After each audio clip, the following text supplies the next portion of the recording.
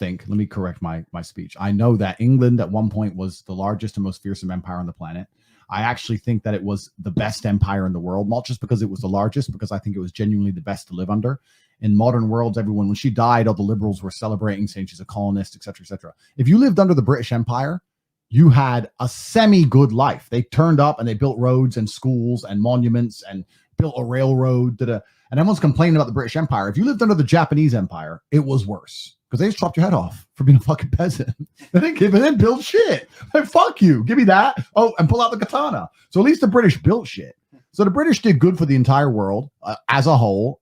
The world back then was different. I'm not saying colonization is a good thing. I'm saying that back then it was just empires. You were a part of an empire, one of them. That's how it worked. And she was the head of the Commonwealth for a very long time. And I was genuinely upset when the Queen died. Maybe it's the patriot in me, but I thought the Queen was a G. Don't you think the natives deserve to celebrate her death? Why would they? The Native Americans, anybody who's suffered from colonization? Did they? Well, this is a really interesting question because you talk about suffering from colonization. If you look at a lot of do you think India, let me ask you the question then. Do you think India suffered? Do you think India is in a worse place now than it would have been if it was never colonized by the British? Now, I'm not saying the British didn't kill people. I'm not saying they were completely fair, but also the world was a different place back then. Nowhere was fair. If the British didn't turn up to India in the 1800s, then the Indians would have been killing the Indians. People just killed each other. That's how it worked, right? Do you think India would be in a better place today if it was never colonized by the British? I mean, they're pooping in the streets right now.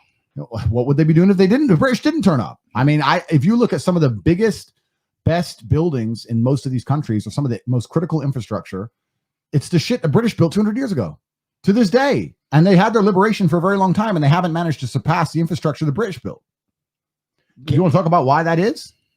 Yeah. I mean, I'm sure there's reasons, but my point is, the British turned up to a country. They ruled India with less than fucking 60,000 men. The Indians could have kicked their ass any time, but they turned up and they gave genuine value to the point people thought, okay, these white people turned up on this boat. They know shit. Oh, whoa, railroad. Well, okay. Whoa, schools. They didn't do it purely by force. India is a big place. They did it with a very small contingent and they did it by adding value. And yeah, the British are not people you want to fuck with, but they definitely added value to their colonies. And I know this is going to upset the whole fucking world. All the people are going to say I'm a colonist. This is a pretty diverse panel. I don't know where I come in on the Brown scale, but it's a pretty. I know where I come in. Yeah. It's a pretty diverse panel. But the world was a dangerous place back then. And I think being under the British Empire afforded these countries a lot of security and safety and technological advancements. And I don't think it was all completely a bad thing. Yeah, I mean, I'm from Barbados, so we were colonized as well. But, we got our independence as well. But Andrew, as a young man navigating the Matrix, where do you think somebody should live nowadays in terms of place to live? What's the best location you think possible for a guy to live in these times? That's a good question. It's a hard one for me to answer. But I think that should be the first question to the panel. So let's go through one by one. Let's change the question slightly. When you're deciding where you want to live on the planet, what are you looking for? Depends on how much money you have. If you're American, Miami's the move, or Puerto Rico. But if you have more money, if you have top G money, then Croatia, I think sounds good. Albania, Romania, obviously. But most people can't answer that question. But why? Everything you say about Eastern Europe, about the traditional values, about the lack of feminist indoctrination, about the weather is nice, things are cheap, people are nice. Girls are skinny. We saw one, but there has not been one fat under 40 woman this whole time. That's been the challenge of the whole week. Trying to find one? I challenged Myron and Sneeko at the beginning of the week to find a girl under 40 that was fat. Yeah, it's not a societal norm here. It's not accepted in the same way. So societal norms have a large part to play on how we act as a whole, which you can extrapolate to everything, right? The societal norm in Eastern Europe is to not be fat and it's to not be a hoe, for example. Whereas in the West, they don't have those societal norms and people act in a certain way. Maybe I'm getting old and boring, but I like to live. When I was last in Miami, which is the best city in America, hands down. Nice. Best city in America, Miami! This can't like anyone who talks about New York, they're idiots, right? Miami is the best. But to me, sorry, bro. Sorry, Sneeko. To me, it feels godless.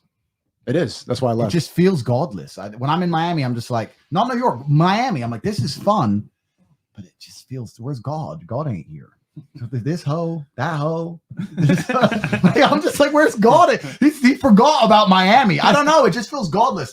And maybe I'm getting old and boring, but I like to just see the traditional business run by the family and the hotel run by the family and the women going to church on a Sunday. And that's what I like about Eastern Europe. Maybe I'm getting old and boring. So I'll say this. It depends on what you want. personally speaking, if you want girls, you got a little bit of paper, go to Colombia. Not much to do there, but the girls, the scenery, the food is cheap.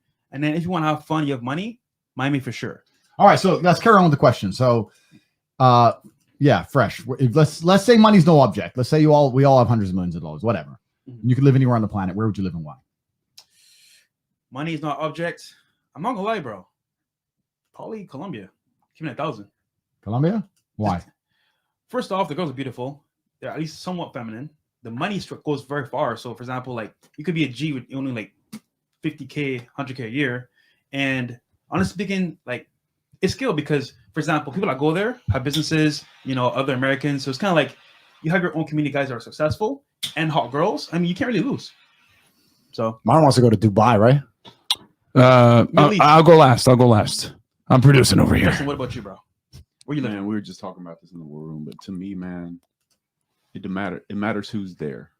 So you can go anywhere in the world you want. It could be the best place on earth. If your boys aren't there, bro, it's shit. It's true. Number one. It's true. Colombia, I've been. I like it. I think you need a plug there, like you need a plug in anywhere else. George but Gammon. You need a plug. No, you need a plug that's local because Colombia can be very dangerous also.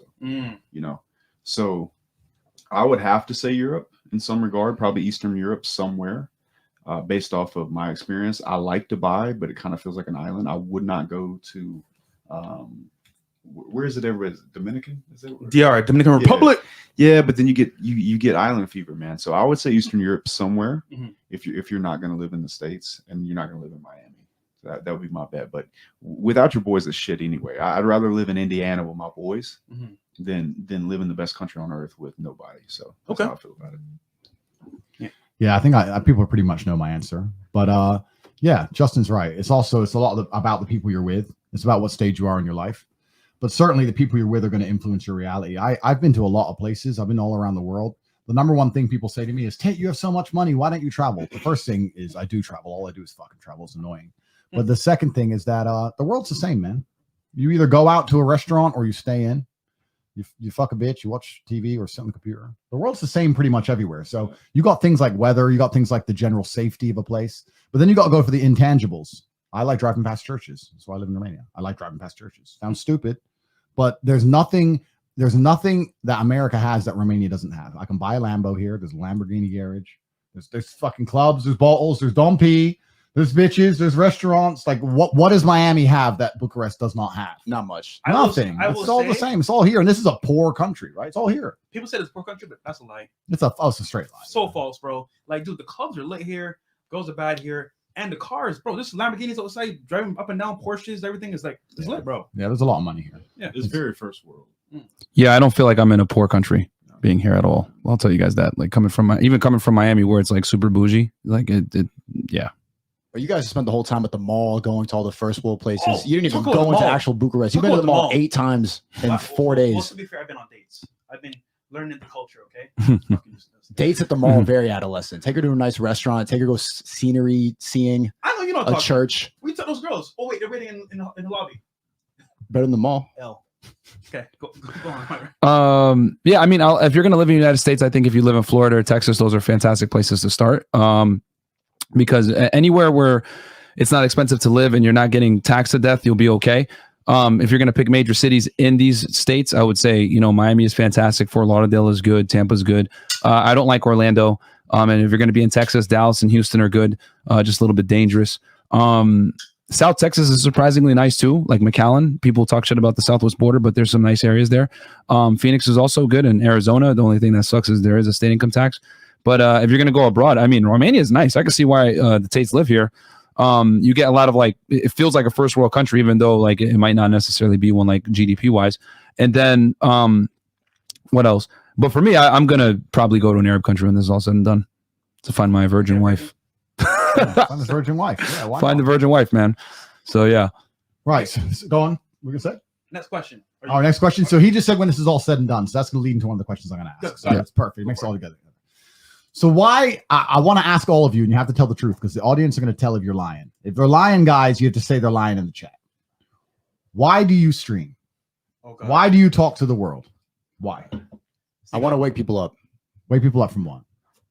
The And why? Matrix. And then why do you want to wake them From up? their Why are brainwashing. you compelled? Why Because are you motivated to do this? my whole life philosophy has been based around being brainwashed since I was 6 years old, sitting in a church and not feeling like it was any productive use of time, listening to a priest blab on about life, but he doesn't have any life experience. He's some guy named Peter. You know, he's talking about TV Peter. shows. He's never even been with a woman before. How could you tell me anything about life and you haven't had any life experience? Going to school, doing the Pledge of Allegiance, sitting these things,